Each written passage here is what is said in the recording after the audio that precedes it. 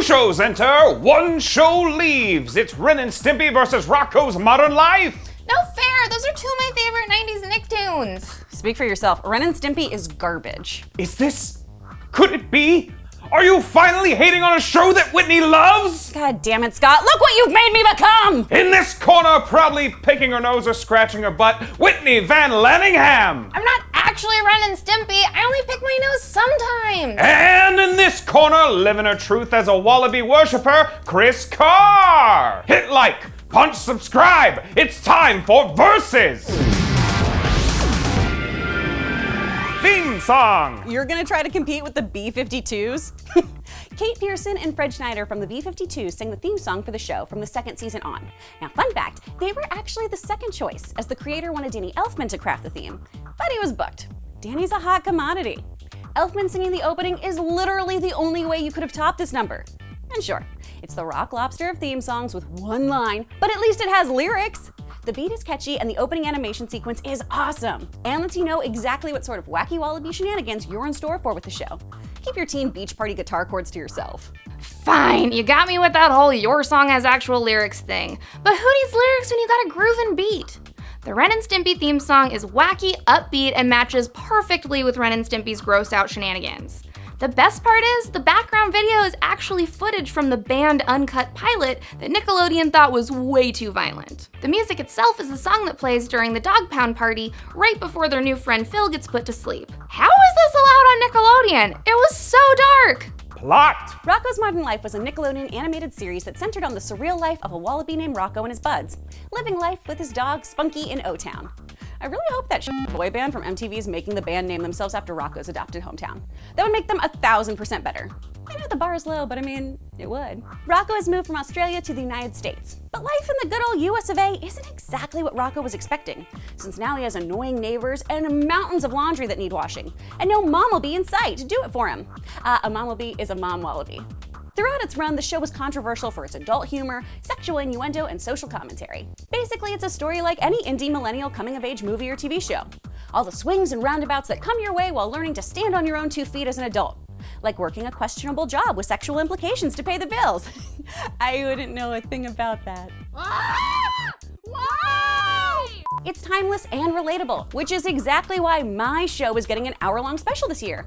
Is yours? Oh, no, it's not. Ren and Stimpy was a disgusting, violent early 90s cartoon about a nervous, abusive chihuahua named Ren Hoek and a dim-witted kitty named Simpson J. Cat. This show didn't necessarily have a plot per se, but it was one of those shows where you could dive in at any episode and know exactly what was going on. This was key for me when I was watching the show in secret whenever I could growing up, because my mom definitely did not let me watch this show. Ren and Stimpy is loud and gross and obnoxious, and every episode features key bodily functions like pooping yourself, barfing on someone else, or picking Abraham Lincoln's nose. Not to mention incredibly violent. In the very first episode, Ren and Stimpy end up at the pound and another dog legit gets put to sleep. They had a storyline about dead puppies on a kids show. This show was dark. Stimpy was constantly beating up Ren, and both of them got into their fair share of painful, compromising situations.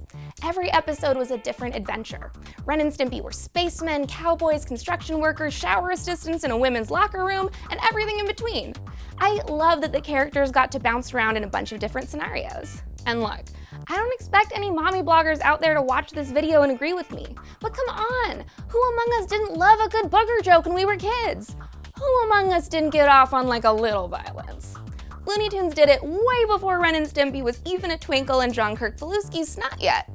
All those falling pianos and dropped anvils and rocket explosions paved the way for this show. Plus, Ren and Stimpy got to show its sexy adult side after the kids' version of the show went off the air. And oh, what was that? My Ren and Stimpy adult party cartoon Dirty Jokes video has over 1 million views. I don't even know why you're trying at this point. And sure, adult party cartoon wasn't the greatest, but you gotta admit, ramping up the gross out humor to that kind of sexually explicit level really did feel right for the show. Plus, it was nice to admit that Ren and Stimpy were gay for each other. Saw that one coming a mile away, and I support it. Characters! Leading the cast, obviously, was our anthropomorphic wallaby hero, Rocko, an Australian immigrant who supposedly was modeled after Woody Allen, except tremendously less gross and a billion times more likable. Really, the only Woody Allen traits to our hero, in my opinion, was that he was very into personal hygiene, could barely adult, and didn't deal with conflict very well. Despite his failings, Rocko always tries to do the right thing, is super sweet, and always forgives. He loves comic books and rainbows, and who doesn't? And what do Ren and Stimpy love? Logs? Salve? GTFO wit. Rocko's best friend on the show was Heifer, a male bull with a lady cow name. This sweet steer is chubby and really bubbly, and he was literally raised by wolves who adopted him. And who would these characters be without their voices? What's incredible about Rocko's modern life is how it launched the careers of two of the biggest names in voiceover, Carlos Alazraqui, who voiced Rocko, and Tom Kenny, who voiced Heifer. Now, neither of these dudes had any voiceover experience whatsoever before the show. And now, they're in every animated project known to man. Basically. Rocko's other close bud is Filbert, a neurotic turtle who is never comfortable, socially or physically. That's the closer Woody Allen character to me, but hey, I'm not gonna fight with the creator over his inspo. The show is rounded out with other supporting characters like Rocko's neighbors, Ed and Bev Bighead, Dr. Paula Hutchinson, really big man, and his nipples of the future, and his loyal pupper Spunky. Come on, look at that little pup. He's so cute. Like, I'm gonna be honest, Wit. The animation on Ren and Stimpy makes me want to yak. I wouldn't cuddle those animals. Spunky is the kind of pupper you can snug. There isn't enough Sarah McLachlan in the world to make me want to foster Ren and Stimpy. Oh, random fun fact, Dr. Hutchinson with her claw, or her hook, was created because the people at Nickelodeon said they needed a female character with a strong hook. And that was them being like, Okay, fine, whatever. Your show has more recurring characters, but my show is basically hosted by two of the greatest feline and canine shock jock comedians of the 90s.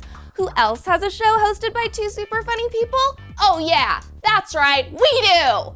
Alright, so, like I said, Ren Hoek is a twitchy, manic chihuahua with a very short fuse. He's greedy, vain, and generally horrible and unpleasant to be around. He slaps Stimpy around like an abusive husband from the 1950s, and has admitted in several episodes that he loves being angry. But even though he's clearly very mentally unstable, he's also the more intelligent out of the two, so there's that positive trait to his terrible personality. Ren's life goal is to have huge pectoral muscles, a noble and worthy cause. Stimpson J. Cat, aka Stimpy, is just a little dumb, but he's also pretty sweet. His personality is the exact opposite of Ren's. Stimpy is simple and good-natured, and he's definitely the caretaker out of the two of them, which is probably why they made Stimpy the mother out of the two of them in Adult Party cartoon. He cooks and cleans and is constantly trying to show Ren that he loves and appreciates him. But he's also pretty nasty. Homeboy is always coughing up hairballs, and watching him barf is v gross. Would I want either of them as pets? No. Would I want to hang out with them in real life? Also no! But goddamn if I don't love those two butt-scratching, armpit-stinking, nose-picking, catnip barfing critters! I will never not love Ren and Stimpy. It was the first show I ever lied to my parents about watching. I really shouldn't even have to fight about this. Rocko is coming back. Case closed. Ren and Stimpy already had its sequel, and it's a national treasure! But so is Rocko, and I'm so pumped to see the new movie. The voice cast is still best friends in real life, and I love them! Chris and I are gonna be them! Oh, I don't even care who wins. It's so sweet, bud. Gross! Focus! Cast your vote now! Dear viewer, are you Team Ren and Stimpy or Team Rocko? Vote now! Loser has to receive sex line phone calls for the next 24 hours. Like in that movie For a Good Time Call? God, they made so much money doing that. We should look into that. I was considering it myself. You'd be so good, Scott. You'd be so much better than us, Scott. For a good time, call Evil Overlord Scott. Yeah.